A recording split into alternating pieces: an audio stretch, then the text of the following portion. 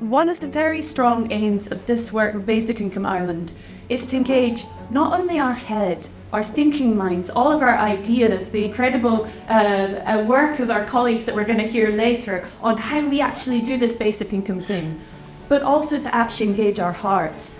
This is something that is meaningful for people. This is something that makes a difference in many, many people's lives. And whether it's to affect you directly or you to think of people in your lives, that's the quality, this is the driving force that's actually going to make it happen. It's a beautiful idea whose time has come.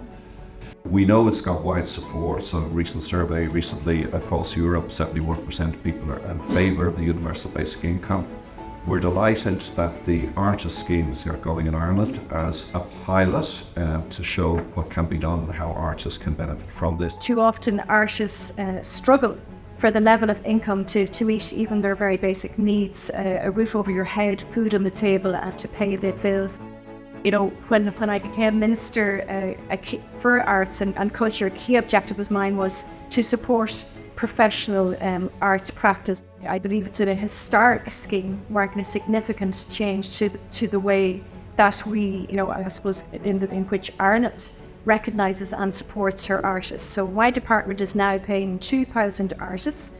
I'm really looking forward to seeing the data on the impact of the scheme, which is being collected over the course of this 3-year research project. My name's Gearoid O'Dea. I'm an artist based around Mines. I primarily work in the mediums of watercolour and colouring pencil. The BIA scheme has been incredibly helpful and transformative in my daily practice. It's just kind of allows you to have that flexibility to account for stuff like throws at you. It's been absolutely huge, and I think would be really transformative for Ireland and the art scene if it was sort of be rolled out in a larger capacity. Just the ability to experiment and to do things wrong and to try various other ways of approaching what I do. My name is John Baker, and I am a retired academic from UCD. I worked in equality studies, and I've been interested in basic income for probably about 40 years at this stage. Basic income is a regular payment by the state to every resident, regardless of circumstances. There's no means test, there's no work requirement. It's absolutely unconditional. A full basic income would be a basic income that is enough to have a decent, frugal lifestyle. Well, one of the very interesting developments here in Ireland is that as a result of the experience that we all had during the pandemic, a number of people in the arts sector came together. They were brought together in a task force to work out how to support people working in the arts. And their report had as its first recommendation that there should be a basic income given to artists. That makes a lot of sense because we know that artists have precarious working conditions. They're not always paid on a regular basis. They don't often get paid often, and yet they're doing something that's very important for society. Now, of course, those of us in the basic income movement look at all the other people who are doing precarious work, who aren't getting paid regularly, whose pay is very low, or doing things that are useful to society, people doing unpaid care work, voluntary work, political work, all kinds of things like that. And we say, wouldn't it be a good idea for them to have the same kind of support that the artists have? And that's why we see there's a clear line from this artist basic income through to the idea of a universal, unconditional basic income. I came to basic income as well because of my work as a software engineer, working and specialising in payroll software. And I could see that the tax system, again, was providing for higher levels of tax for the better earning income earners. It simply didn't provide a means of augmenting the low paid, who, albeit don't pay any tax, they simply didn't have enough income to cater for their basic needs. So we started working on this paper a number of years ago, myself and others.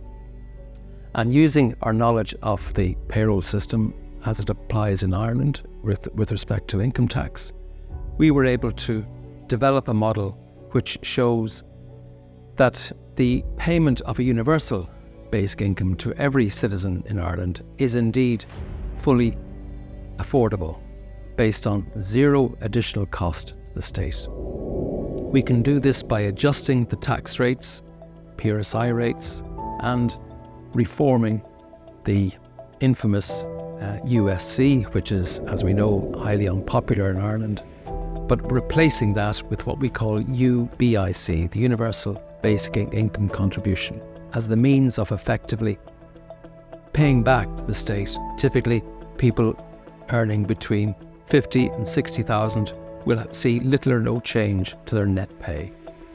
But those earning above that level will see a small increase in their overall tax deductions. We in fact identify a means whereby there is zero additional cost to the state in the payment of over 41 billion euro in UBI payments. Under the current system, the kinds of activities and applications that you have to make in order to get the benefits can be very complicated, very debasing, almost humiliating in terms of what you're expected to reveal of yourself to someone sitting in an office in order to prove that you are deserving of these benefits. I believe in basic income, and if it were in place, it would make a lot of other things possible. So it would really support people in doing care work, in doing voluntary work.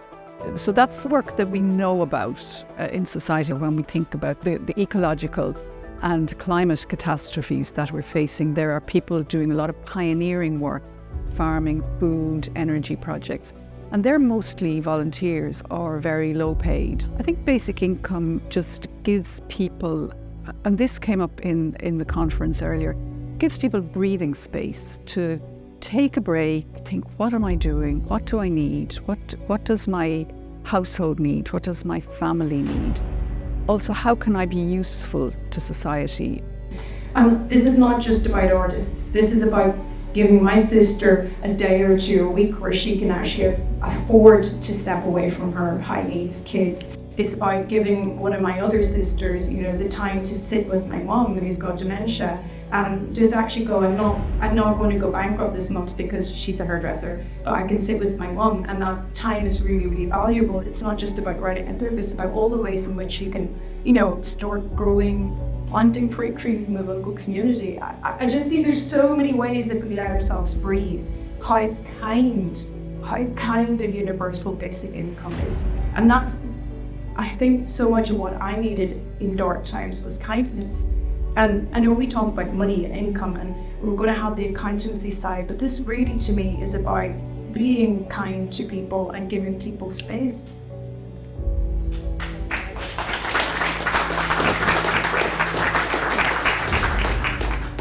I was really interested in basic income for a long time. It's one of these things that I've been thinking about for maybe, I would say, 15 years. It kind of made sense to me as a person who's had a lot of health challenges in my life and being in need of income at various times, but being challenged to fill in lots of forms and to prove myself and to kind of jump through lots and lots of hoops to get a financial support. I got really into it when I was quite techie and quite geeky and read a lot about how basic income can actually really encourage things like, entrepreneurship. It can encourage community cohesion and things like that. I think the Irish Times did an interview and asked me if there was one thing that you would change, what would it be? And I can remember saying basic income forever for everyone. I've been following the basic income for the arts trial. I think it's going to be really interesting to see what the outcomes are. It's going to be really interesting to see how people get on. I'd like to see that it's not necessarily outcomes based, though, in terms of, did you write a book? Did you paint a mural? Is this, how are we measuring the success of the scheme? I'm a believer in universal basic income rather than a basic income for artists. I'm not entirely convinced that artists are the only people on the planet we should be supporting. I think we should support everyone. And that's probably because I look at my own family, I look at my friends, I look at where I came from, and I can absolutely see how people contribute to a healthy community in so many ways. The paper that John and Dave produced has really shown how closely aligned it could be with the system that we have now, and how compatible it is with the IT systems that are in place. It wouldn't cost any extra from what's being paid out in cash transfers to people at the moment. We spent the first part of the morning talking about this fantastic, beautiful idea of basic income, ways it could benefit people, the added security to their lives, the added flexibility to their choices and all that. And that's all what's driving this model. But then people say, you can't do it. I mean, it's ridiculous, pie in the sky. And that's what we're in the business of doing. And it's economically feasible. It doesn't have any significant impact on state finances. It avoids any scary levels of taxes for rich people.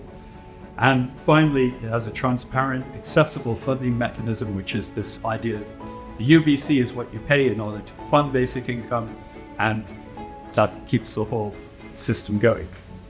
Now, if you wanted to take the existing tax system without messing around trying to find sort of new sources of funding and so on, you can use the existing system revenue already has in place and bring in basic income more or less tomorrow.